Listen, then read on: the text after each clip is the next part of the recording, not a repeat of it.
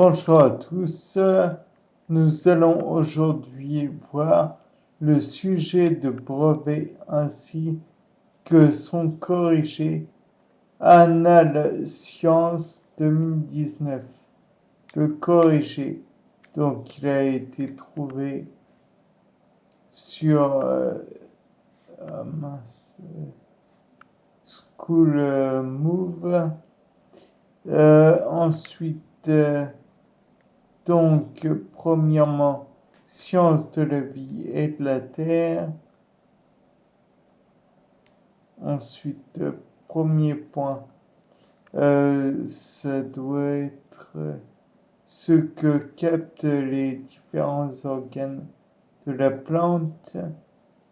Donc, tout d'abord,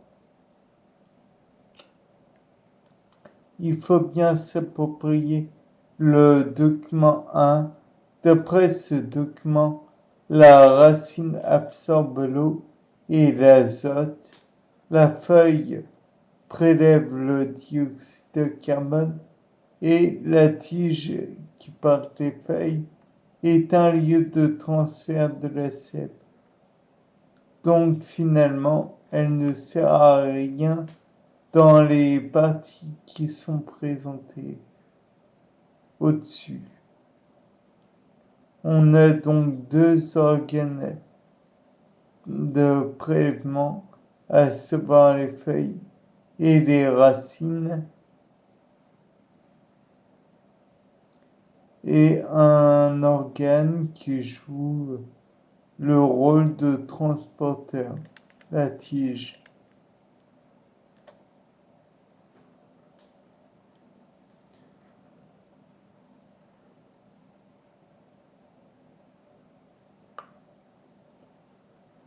Ensuite,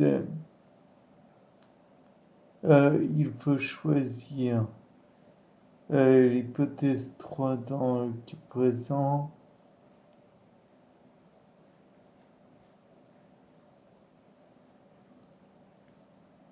Donc, dans un premier temps, il est important de bien comprendre les termes du document et de se souvenir de ce qu'est une plantule. Il s'agit du premier stade de développement de la plante juste après la germination de la graine.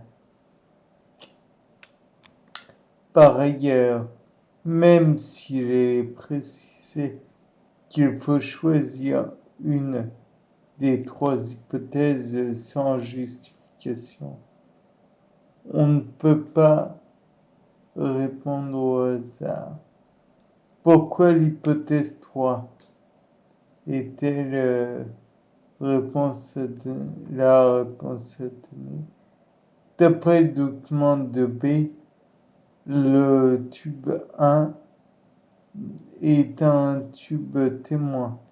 On observe que la plante dont on place la tige et la racine dans de l'eau vit et se développe correctement. Elle puise l'eau et les sels minéraux nécessaires à sa croissance.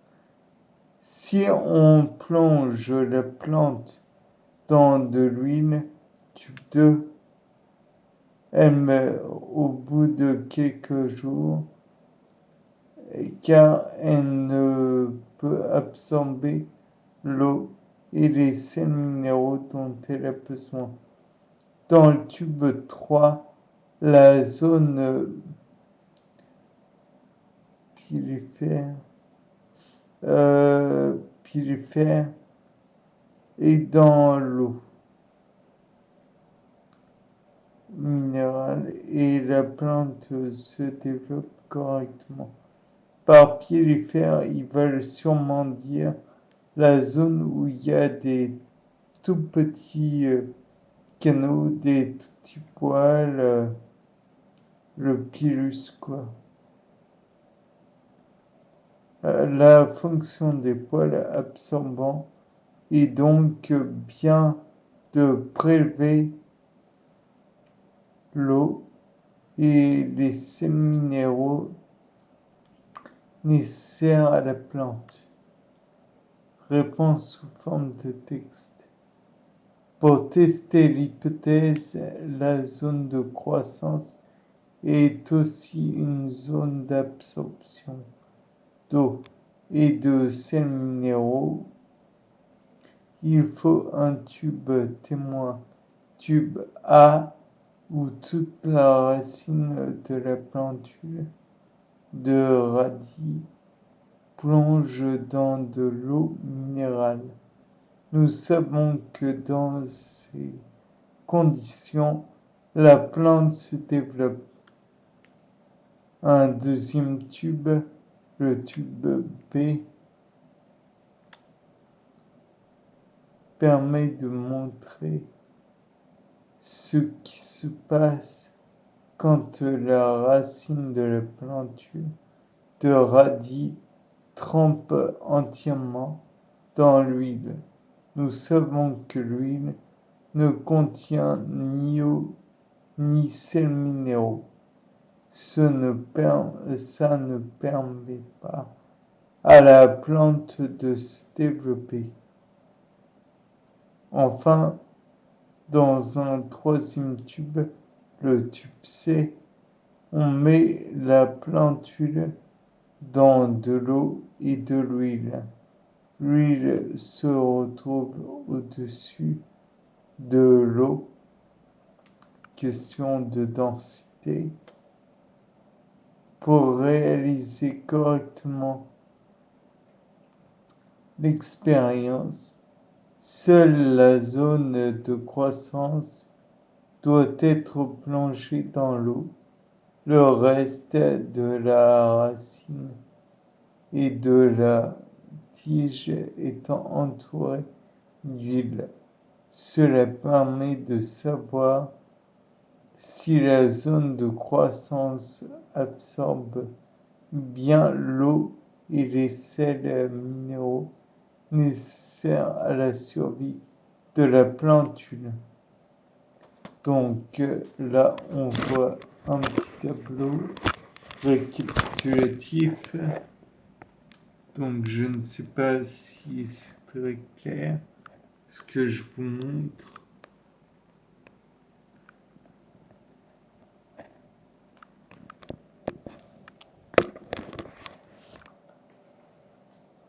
Ensuite,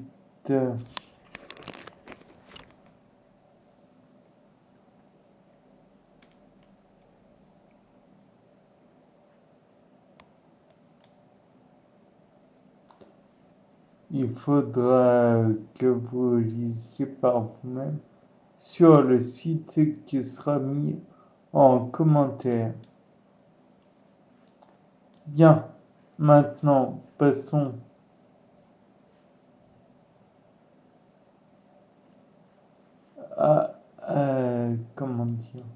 au baccalauréat. Donc là, ça va être la correction du baccalauréat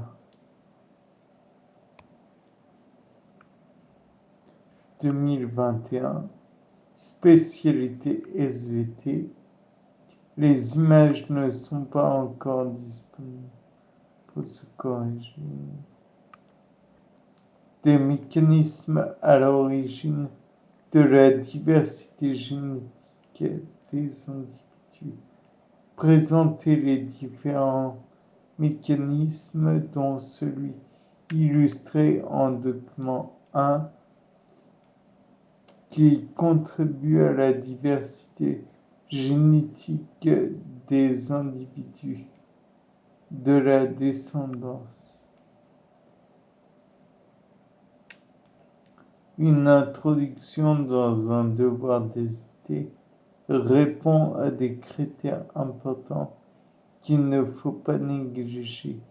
Il est ainsi nécessaire de commencer par une contextualisation du sujet afin d'amener l'évaluateur ou l'évaluatrice à entrer dans le thème et idée générale du sujet. Une problématique devrait ensuite émerger de cette approche. Suivra enfin l'annonce du plan qui doit correspondre aux différentes étapes permettant d'apporter des réponses à la problématique formulée. Face à un environnement changeant, les mécanismes de la sélection naturelle ont retenu des individus capables de fournir une diversité dans leur descendance. En effet, une descendance qui ne serait que des clones de leurs parents adaptés à un milieu donné serait menacée si ce milieu venait à changer.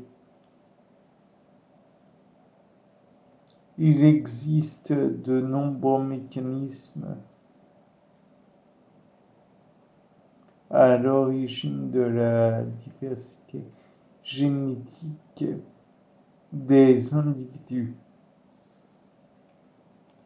Cependant, nous pouvons nous demander comment un mécanisme tel que la reproduction sexuée peut contribuer à une diversification du vivant tout en conservant un minimum de stabilité indispensable au maintien de caractère propre à l'espèce. Pour répondre à ce paradoxe, nous verrons que le processus de formation des cellules sexuelles, appelé méiose, permet de générer une grande diversité de gamètes. Puis nous terminerons en montrant qu'au-delà même de leur formation, la rencontre des gamètes appelée fécondation est aussi une source de diversification. Une source de diversification colossale. La formation des cellules sexuelles ou méiose. Afin de bien cerner son sujet et de montrer à l'évaluateur ou évaluatrice qu'un travail de réflexion important a été mené, il faut toujours définir dans l'introduction ou au début de votre première partie les notions clés dont vous allez vous servir. Bien, plongeons dans le cœur du devoir. Avant toute chose, il est important de rappeler ce qu'est la reproduction sexuelle. Il s'agit d'un mode de reproduction qui nécessite l'intervention de deux individus de la même espèce, mais de sexes différents, qui produisent des cellules sexuelles dont l'union donnera naissance à un nouvel individu. Cette production de gamètes s'effectue par un mécanisme biologique appelé méiose. La première conséquence de la méiose est la réduction du nombre de chromosomes, condition absolue pour le maintien du karyotype caractéristique de l'espèce concernée. Ainsi, si chaque cellule humaine possède 46 paires de chromosomes, 23 paires de chromosomes, mais 46 chromosomes en tout, les gamètes doivent n'en contenir que 23 afin que leur réunion aboutissent bien à 46 chromosomes, 2 fois 23 en somme. Cette réduction chromosomique s'effectue en 2 divisions successives à partir d'une cellule mère diploïde, cellule possédant donc 2 chromosomes par lot, donnant 4 cellules filles haploïdes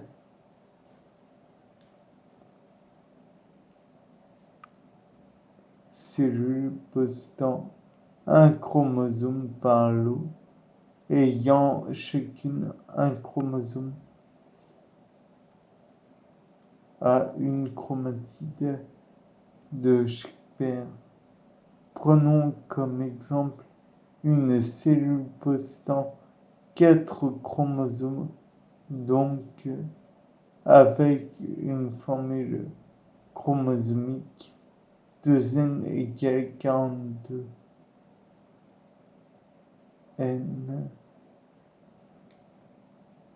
égale 4.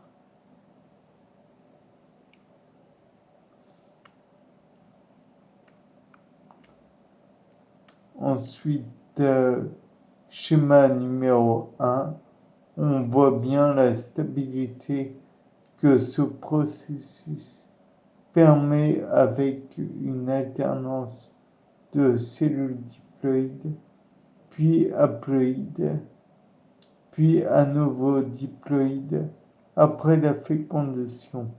Mais où est la variabilité dans ce mécanisme?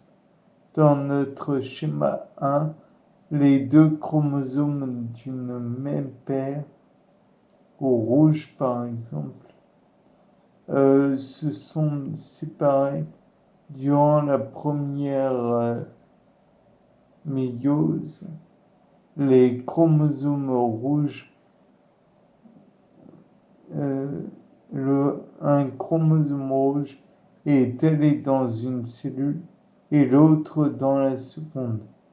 Mais le hasard aurait très bien pu faire l'inverse. Et cela n'est pas sans conséquence, puisque les 2 chromosomes d'une paire ne sont pas identiques.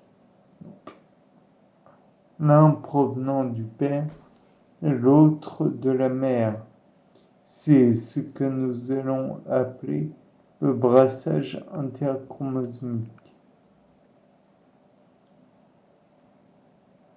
Grand 1 est le brassage interchromosomique, ou petit 1, le brassage interchromosomique à l'origine de nouvelles combinaisons d'allèles. Donc, le terme brassage fait clairement référence à une notion de mélange, de redistribution aléatoire des cartes génétiques. Bien sûr, pas question de distribuer n'importe comment les chromosomes au risque d'avoir des gamètes n'en possédant pas le nombre attendu. La notion de brassage ne concerne que les chromosomes d'une même paire qui peuvent porter des allèles différents pour un gène donné. On parle d'hétérozygosie. Et en plus, on peut rajouter que s'il n'y avait pas ce fameux brassage de matériel génétique, il y aurait des pressions de consanguinité. Problème qui a par exemple été vu par Charles Darwin. Vous connaissez? Enfin bref. Pour illustrer les conséquences de ce brassage, il est nécessaire de placer deux gènes et leurs deux allèles afin d'observer concrètement la diversité engendrée par ce brassage. Une paire de chromosomes portera le gène A avec ses allèles AA et AA, grand A et petit a, et une paire portera le gène grand B avec double grand B et double petit b, toujours dans une cellule de forme chromosomique 2n égale 42n égale 4. Attention, la représentation d'allèles portés par des chromosomes est une grande source d'erreur chez les candidats ou candidates. Il convient donc d'y apporter une grande vigilance au brouillon et d'avoir à l'esprit que des chromosomes sont formés de deux chromatides par issue de la réplication de l'ADN et que le brassage ne peut concerner que des chromosomes d'une même paire, au risque de perdre des chromosomes dans un gamète, ce qui ne sera pas viable.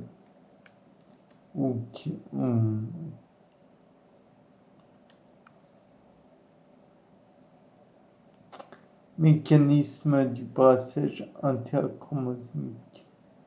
Grâce à cette séparation aléatoire des chromosomes durant la phase appelée anaphase, une des phases donc que l'on connaît, une des phases de la méiose.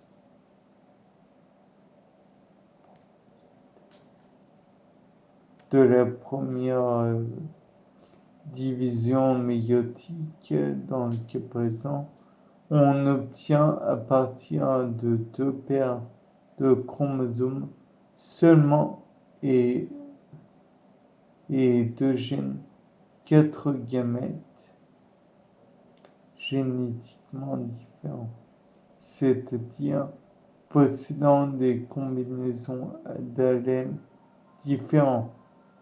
Cela équivaut à 2 facteurs puissance 22. 2 fois, oui, où l'exposant correspond au nombre de paires de chromosomes. Si on généralise ce calcul à une cellule humaine, on arrive à 2 puissance 23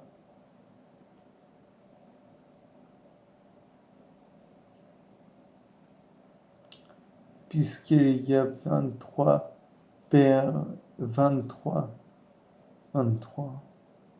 paires pour une cellule humaine, soit plus de 8 millions de gamètes différents, et ceci pour les deux sexes. On le voit bien,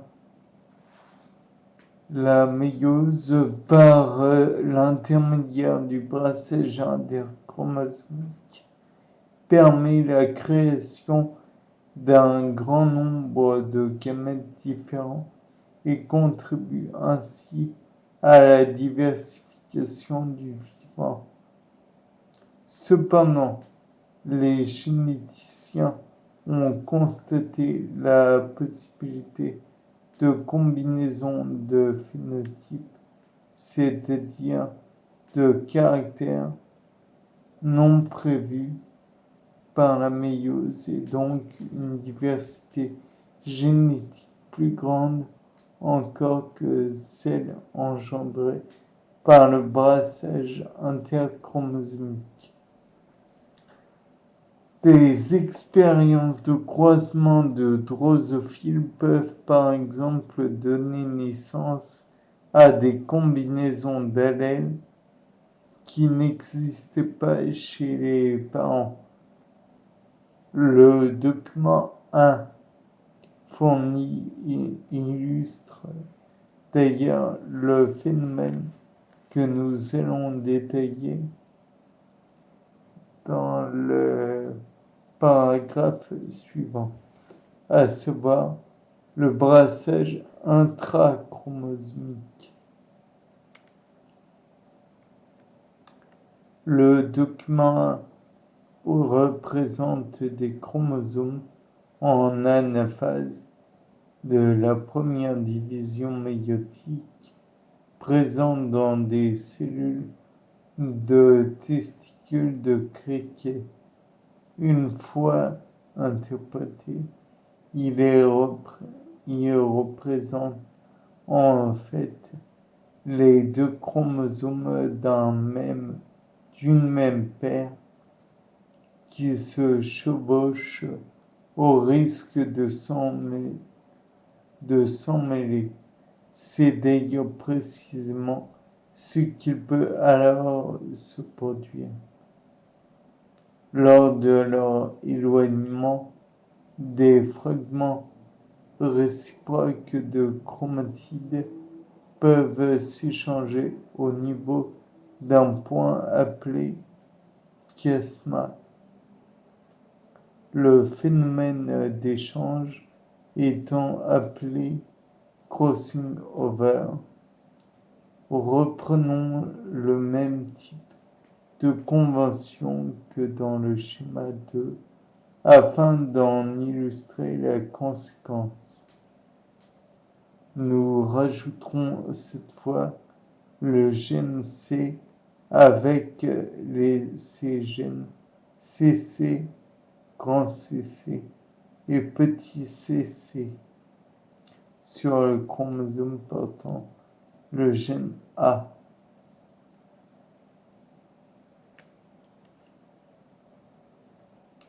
De nombreux candidats et candidates réalisent des échanges de gènes au lieu d'allèles. Erreur très courante et lourdement sanctionnée. Soyez très attentifs, seuls des allèles peuvent être échangés. Alors, ce schéma illustre bien par l'échange de fragments de chromatides l'apparition de nouvelles combinaisons d'allèles non prévues par une méiose dite traditionnelle. Le phénomène de crossing over ou recombinaison étant rare, cela explique que le pourcentage de gamètes dits recombinés soit plus faible que les gamètes dits parentaux.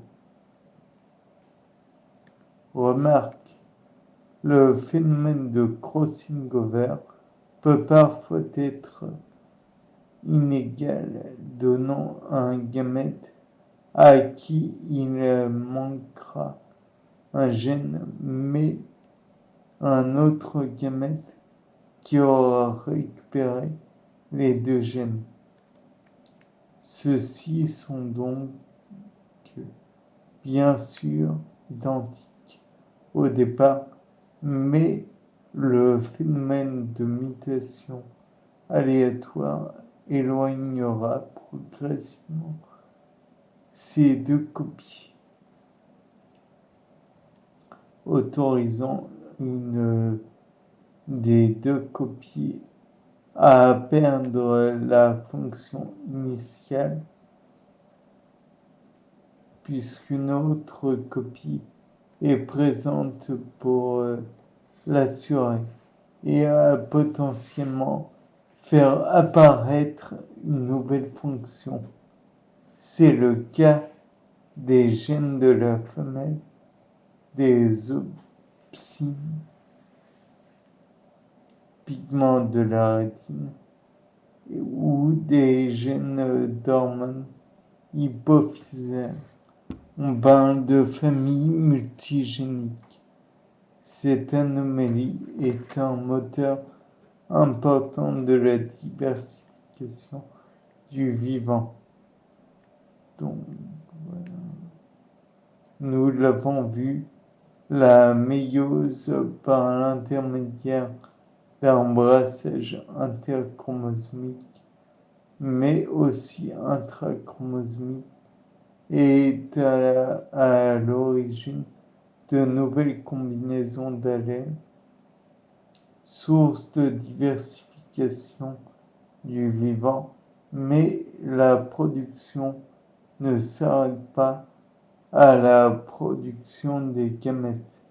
Elle se poursuit par leur éventuelle rencontre appelée fécondation, et nous allons voir qu'elle aussi est source de diversification génétique du vivant. Grand 2. La fécondation est à l'origine d'une amplification de la diversité génétique. Certaines cellules à reproduction sexuée sont capables de réaliser, dans certaines conditions, une reproduction asexuée. Elle correspond à une sorte de clonage, à la réalisation d'une descendance qui sera génétiquement identique aux parents. Si elle apporte des avantages dans certains milieux, colonisation rapide par exemple, elle n'engendre pas de diversité génétique et menace donc les descendants. La reproduction sexuée, quant à elle, est à l'origine de descendants non seulement génétiquement différents entre eux et avec les parents, mais aussi uniques. La fusion d'un gamète mâle avec un gamète femelle qui rétablit la diploïdie a ceci d'important qu'elle s'effectue de manière aléatoire. Ainsi, le nombre de combinaisons alléliques possibles augmente considérablement. Pour l'espèce humaine, on aura donc 2 fois 23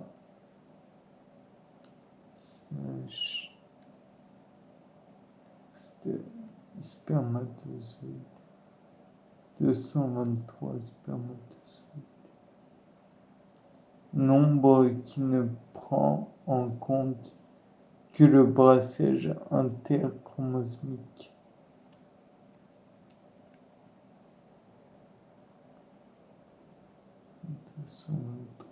Aussi différents, donnant 2 fois 2 puissance 46 textes cellules F, 246 cellules F différentes possibles.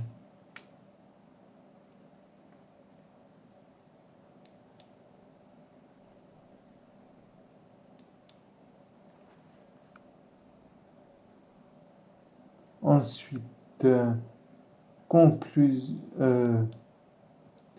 une conclusion doit tout d'abord contenir la réponse à la problématique exposé. Ensuite, un court rappel des notions principales abordées permettra de justifier cette réponse. Elle se termine par une ouverture, c'est-à-dire une notion à la frontière du sujet qui permet de montrer à l'évaluateur ou évaluatrice le recul que vous êtes capable de prendre sur le sujet. Conclusion.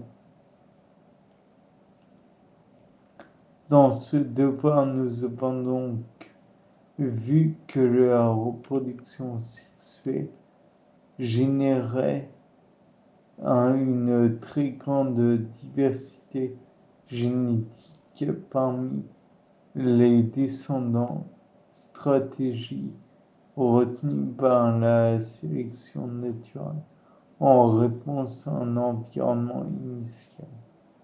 La méiose tout d'abord par une distribution aléatoire des chromosomes, donc des allèles lors du brassage interchromosomique, ainsi que par les échanges réciproques de fragments de chromatides lors du brassage intrachromosomique, permet cette diversité génétique. Puis, dans un second temps, la fécondation grâce à la rencontre aléatoire de deux gamètes parmi l'immense diversité possible crée de nouvelles combinaisons d'allèles chez les descendants. Méiose et fécondation sont ainsi deux moteurs de la diversification du vivant. Les différences peuvent s'accumuler et un processus de spéciation peut dans certains cas commencer. Il existe bien d'autres mécanismes non abordés ici qui génèrent de la variabilité génétique, par exemple les anomalies de répartition des chromosomes lors de la méiose.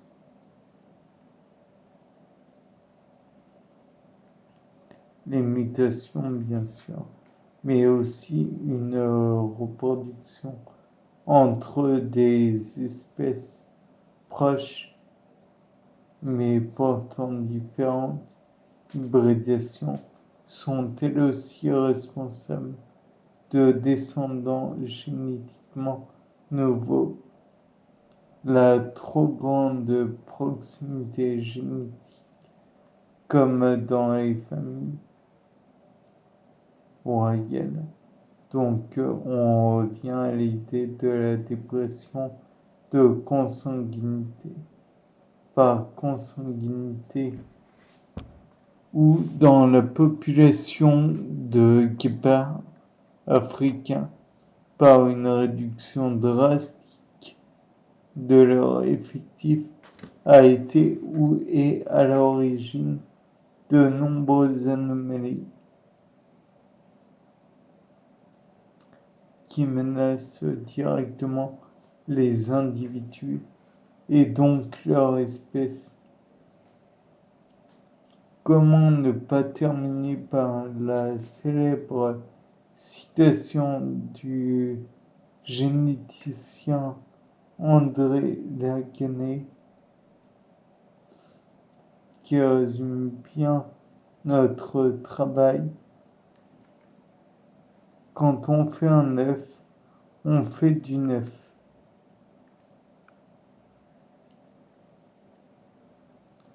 Bien, dans un deuxième point, reconstitution de l'histoire géologique d'une partie de l'île de Groix. Alors, montrer que l'étude de cette roche permet de retracer une partie de l'histoire géologique de l'île de Groix. Introduction. Depuis des millénaires, l'être humain cherche à comprendre et à expliquer l'environnement qui l'entoure, les paysages et les phénomènes naturels ne font pas exception. Leur appréhension directe est rendue difficile par l'échelle spatiale et surtout temporelle des mécanismes géologiques. La compréhension de ceci passe par l'identification de l'interprétation d'éléments appelés marqueurs. Nous nous demanderons comment ces marqueurs permettent directement ou indirectement de retracer le passé mouvementé, bien sûr, voire chaotique, de la Terre. Dans ce sujet, l'île de Groix, ou au sud de la Bretagne, possède certains marqueurs qui vont nous permettre de retracer une partie de l'histoire géologique de l'île. Nous verrons dans un premier temps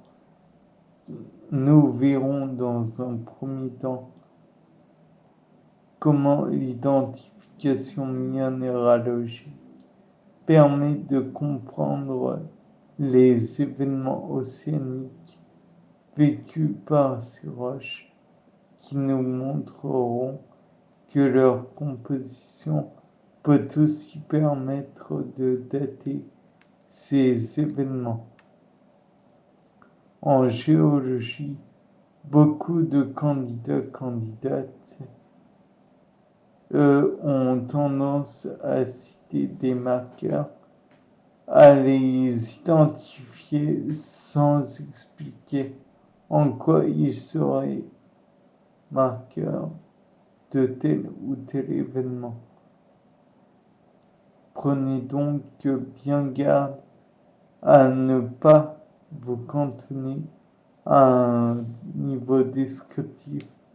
Vous devez aussi expliquer vos observations. Donc, l'étude du document 1 nous permet d'identifier la nature, la structure et la composition d'un type de roche retrouvé sur l'île de Groix. On appelle glaucophanite. Les glaucophanites présentent des grains sombres identifiés par le document 1 comme étant le grenat. Ceux-ci sont entourés de minéraux à dominante verte et bleue, respectivement la jadéite et le glaucophane, grâce au document 2 qui est le domaine de stabilité de différents minéraux en fonction de la pression et de la température. Nous allons pouvoir associer les minéraux de la glaucophanite à des conditions de pression et de température et donc à un contexte géodynamique. En effet, les contextes géodynamiques, océanisation, subduction, collision, ont des conditions de pression et de température caractéristiques. Ces dernières vont laisser des traces sur les roches et leurs minéraux, traces que nous serons alors en mesure d'interpréter. La condition de formation dans une même roche de grenat, glaucophane et jadéite est réalisable à une température de 400 degrés Celsius et à une pression de 1500 mégapascal.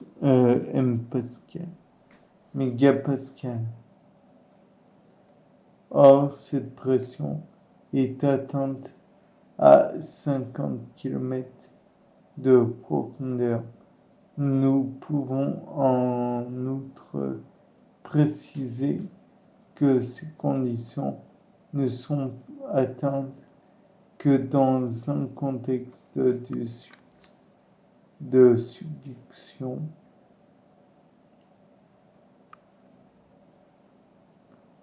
ce que confirme le gradient géothermique de subduction représenté dans le document 2.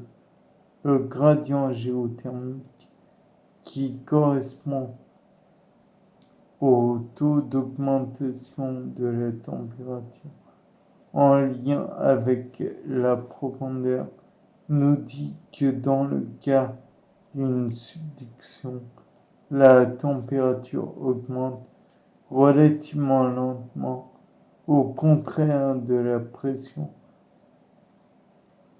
qui augmente très fortement. Ces conditions de pression et de température particulières engendrent la formation de glaucophane, jadéite et grenat qui n'est observable que dans un contexte de subduction. Attention, si les minéraux caractérisant une subduction, il ne faut toutefois pas oublier que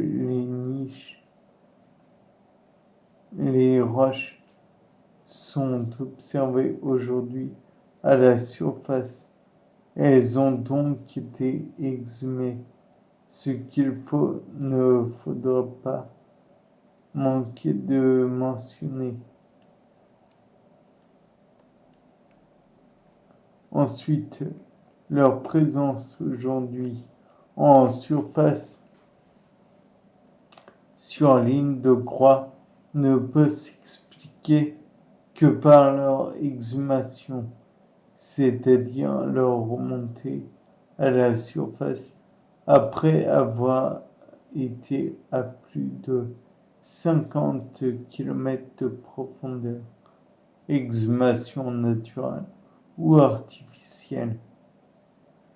Cela représente la dernière étape. Nous passons d'ores et déjà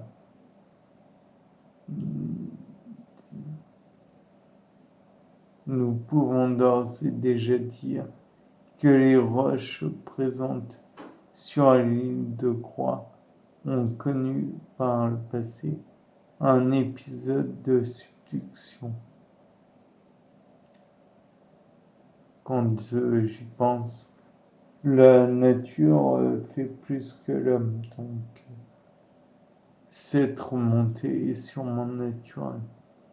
Mais nous pouvons aller plus loin.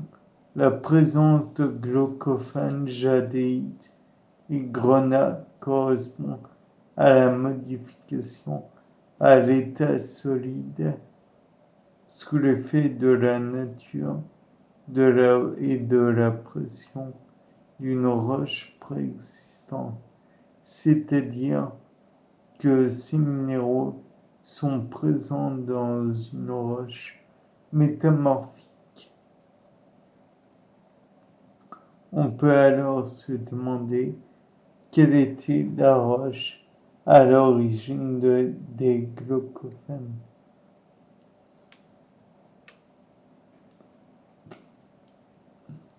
Le document 4 peut nous apporter des éléments de réponse. Dans le premier tableau, nous consultons les résultats de l'analyse de la teneur en différents éléments de 6 glaucophènes de ligne de Groix. On remarque que sans être strictement les mêmes, ces 6 glaucophènes NIT ont des points communs, comme une teneur autour de 50% en quartz, en silice, puisque c'est du SiO2, ou une teneur autour des 10% en CaO, donc en calcite. Le deuxième tableau donne dans le même type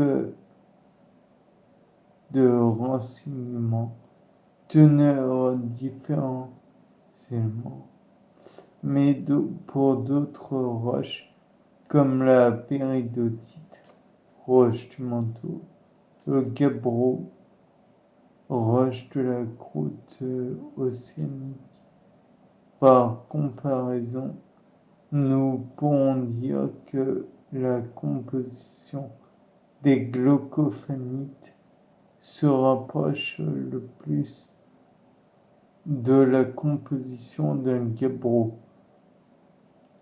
Elles ne sont pas similaires, évidemment, puisque les glaucophanites sont des roches métamorphiques, donc modifiées par rapport à la roche initiale, mais elles en restent proches chimiquement au moins. On peut donc supposer que les glaucophanites sont des métagabbros, témoins d'une ancienne croûte océanique qui a disparu dans une zone de subduction.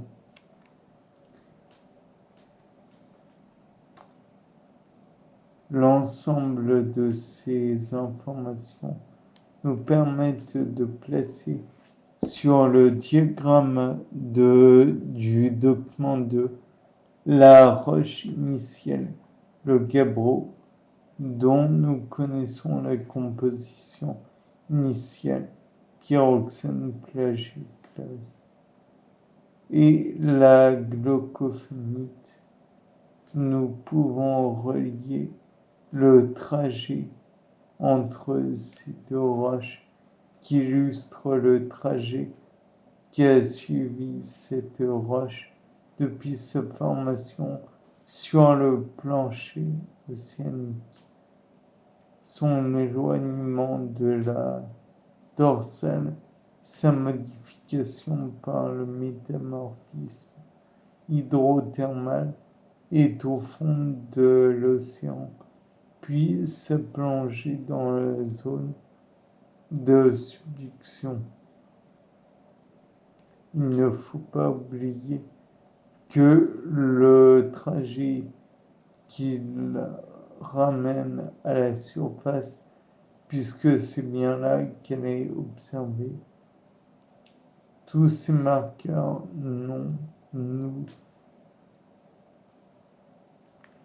nous ont permis de retracer une partie de l'histoire géologique de cette région, mais n'ont pas encore pu nous donner d'informations sur les périodes survenues de ces événements.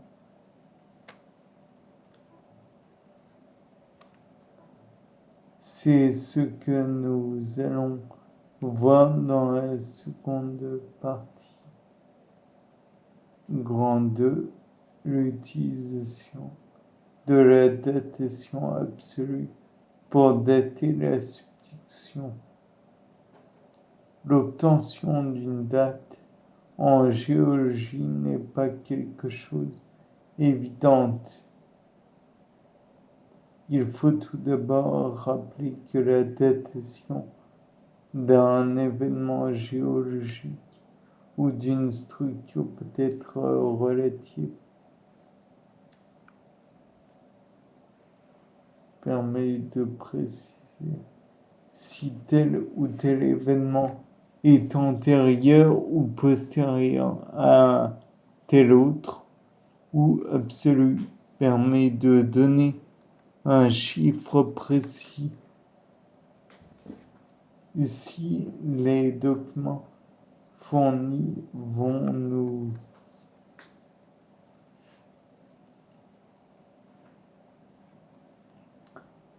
permettre d'utiliser la datation absolue grâce à la radiochronologie. Il s'agit d'une méthode utilisant la radioactivité avec la fameuse formule n de t égale n0 fois exponentielle moins lambda t, où t est le temps en années ou millions d'années,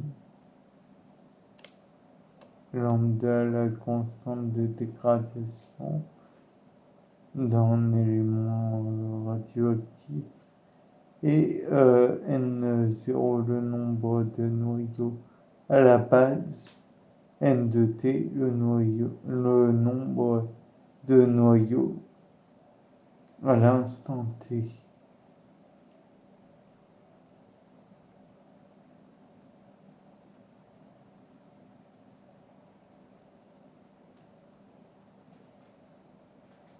En effet, certains éléments appelés radionucléides ont la propriété d'être instables et de se décomposer en un autre élément, lui stable, ou plus stable en tout cas, accompagné d'un rayonnement. C'est le cas du rubidium. Or, nous savons que le rubidium est présent dans les glaucophanites, puisque cela nous est précisé par le document 3, l'isotope 87 du rubidium se désintègre en strontium 86 et Cr86. La réussite de la méthode radiochronologique repose sur le fait que cette désintégration s'effectue à une vitesse constante. La mesure des différents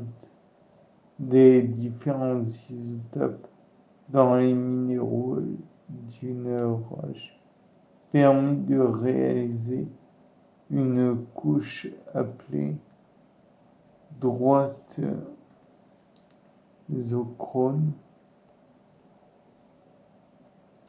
La pente de cette droite, qui correspond à la pente, c'est-à-dire au coefficient directeur de la droite, l'équation étant y égale à x plus b, égale AX plus BY est proportionnel à l'âge de la roche, ce qui explique l'utilisation de la formule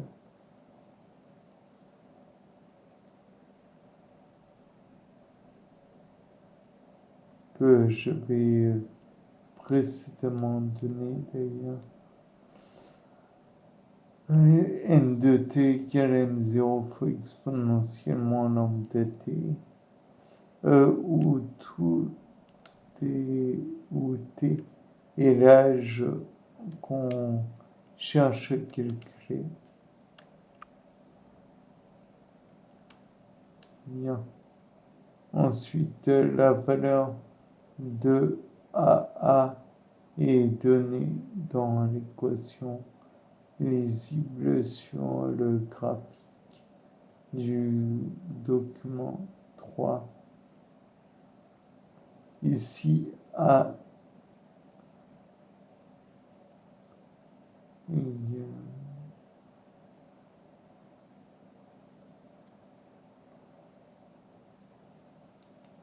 donc on a, je ne sais pas si vous voyez là, j'espère que vous pourrez lire et interpréter. Rappelons que la datation obtenue correspond à la fermeture du système, donc à la fin de du métamorphisme de subduction. Le document précise aussi qu'il existe une marge d'erreur de l'ordre de quelques millions d'années. Cette datation permet de dire que l'océan a à l'origine de cette subduction. Et donc, grâce à la datation relative plus ancien et amène à une notion de cycle géologique aboutissant à un recyclage de la matière. Conclusion. Grâce à l'étude de marqueurs à la fois minéralogiques mais aussi chimiques ou encore chronologiques, nous avons pu retracer une partie de l'histoire géologique de l'île de Groix. Cette île présente des roches, les glaucophonites, qui proviennent d'un océan de plus de 345 millions d'années. Cet océan est plus tard entré en subduction daté de 345 millions d'années avant que certaines de ces niches soient exhumées et se retrouvent à la surface, formant de l'île de Groix les marqueurs qui nous ont permis de retracer cette histoire sont la nature des minéraux retrouvés, glaucophane, jadéite et grenat, caractéristiques d'un contexte de subduction, très forte pression et leur composition proche de celle d'un gabbro, attestant de l'origine océanique de cette roche. La radiochronologie nous a quant à elle permis de dater une partie des événements, le métamorphisme et la subduction afin d'apporter plus de précision à cette histoire géologique.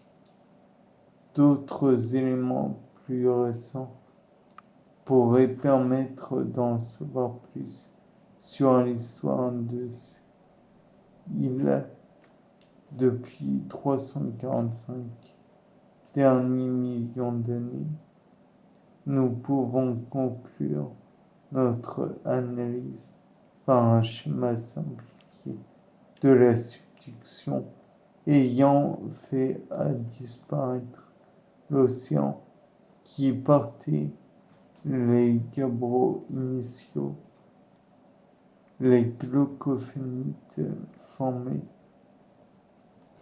pendant le métamorphisme de subduction sont exhumés plus tardivement suite à une collision non abordée dans notre raisonnement.